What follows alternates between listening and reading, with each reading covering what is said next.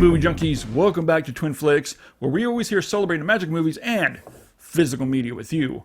So this is part 2 of our Clint Eastwood 4K UHD versus Blu-ray comparison videos. We did Clint Eastwood's Dirty Harry. We compare it to the Blu-ray, and this is, if you haven't seen it, definitely check it out, because this is an interesting 4K to compare the Blu-ray to. But today we are going to take a look at the Outlaw Josie Wells, and then next up we'll have Pell Rider. The Outlaw Josie Wells rides into our homes with a fresh 8K scan from the original 35mm negative, forming a 4K DI with HDR10 grading, no Dolby Vision here, and this 4K also preserves the original theatrical ratio of 2.39 to 1, and a new Dolby Atmos mix that we're definitely going to take a closer look at to compare it to the 5.1 mix on the Blu-ray. The restoration work was handled by Warner Brothers Motion Picture Imaging. And this disc also contains an excellent audio commentary track from film historian Richard Shekel and 5 vintage featurettes about the cinematography and behind the scenes of the film, and also a documentary about Clint Eastwood called Clint Eastwood: A Cinematic Legacy. All these are fantastic, and if you're into filmmaking on any kind of level, you're definitely going to want to check each one of these special features out. Alright, so let's ride into the Old West with the Outlaw Josie Wells and take a closer look at this 4K UHD compared to the previous 2011 Blu-ray.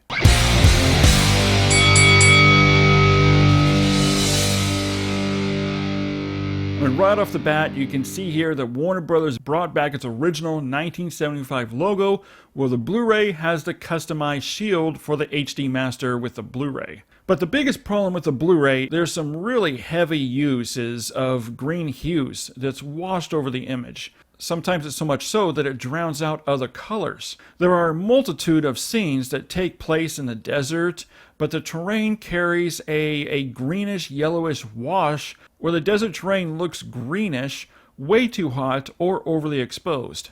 Also with the color blue. With the opening titles, the Blu-ray looks much darker, to the point where this blue tint has drowned out colors such as the red on the pant leg of the man hanging. And the list just goes on. At long last, we finally have the film the way it was intended for us to see it. The 4K color palette has been recolor timed and corrected to their intended natural colors, based off of the original source material, that looks much more appropriately displayed now and truer to life, and comes as close as possible to its original theatrical appearance. Primaries look very natural, clean, and warm. The HDR10 grading has been used just enough here to balance out the colors and enhancing what's already there, giving some breathtaking shades and tones and various colors that are bold and vibrant. The HDR10 grading is also used to enhance the contrast range, and not necessarily by drawing out more detail of the shadows where there shouldn't be any, but instead used to strengthen the highlights, which is a huge plus here with this 4K, especially when you compare it to the Blu-ray,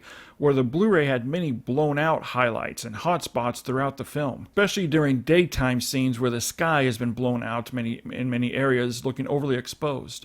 The black levels are outstanding, with deeper, inky, truer looking blacks, even pitch black I noticed, and rich, strong shadow and shading that draws out much more information within the image now. Some perfect examples of this are when Clint Eastwood is covered in shadows and his face is set off strongly against the dark interiors and corners, while still remaining shadowy when he's backlit outdoors. The image now looks like how it should, with excellent visibility even within the darkest areas of the film. From primaries to blacks is a huge improvement here over the Blu-ray. Now the 4K image is for the most part sharp and clear, aside from some scenes of softness that's just inherited from the source material and not from a bad transfer. Details and textures are very strong, revealing much more incarnate details of the vast landscapes and vistas that seem to go on forever, to the period piece costumes and facial textures that look perfectly resolved, revealing pores, facial hair.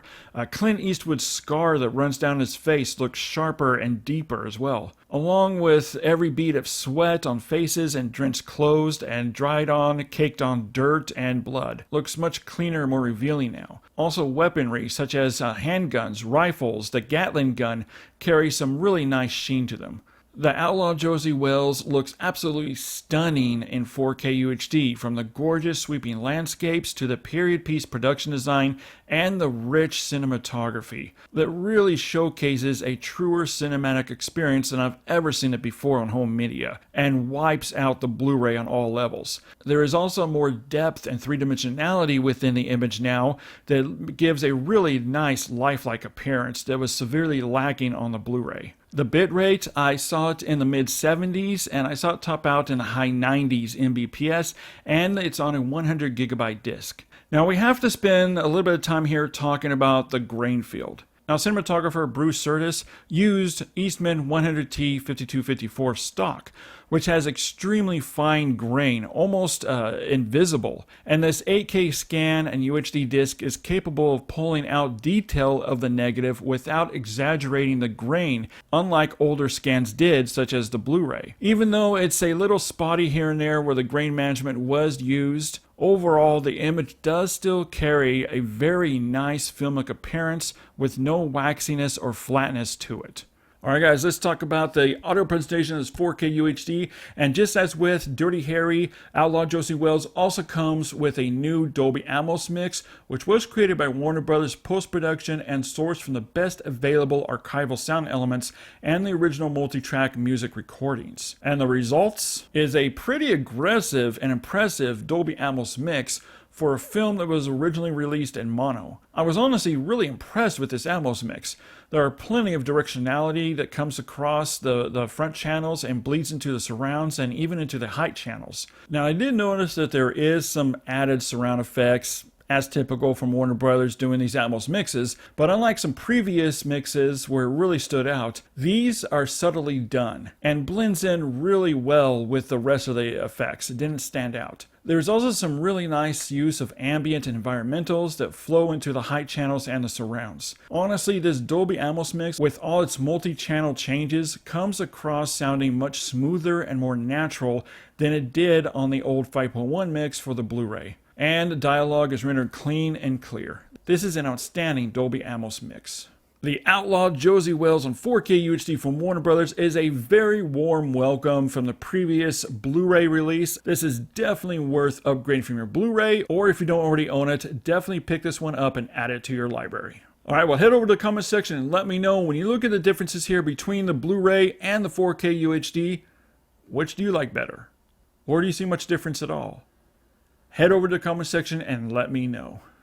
Alright guys, well, thanks so much for hanging out with me for a few minutes here as we talk about the Outlaw Josie Wells on 4K UHD and compare it to the previously released Blu-ray. Let's get that out of here. Stay tuned for Pale Rider, and we're going to be comparing it to the previously released Blu-ray of that. As always guys, keep physical media alive and stay tuned for another 4K versus Blu-ray comparison. Twin Flicks presents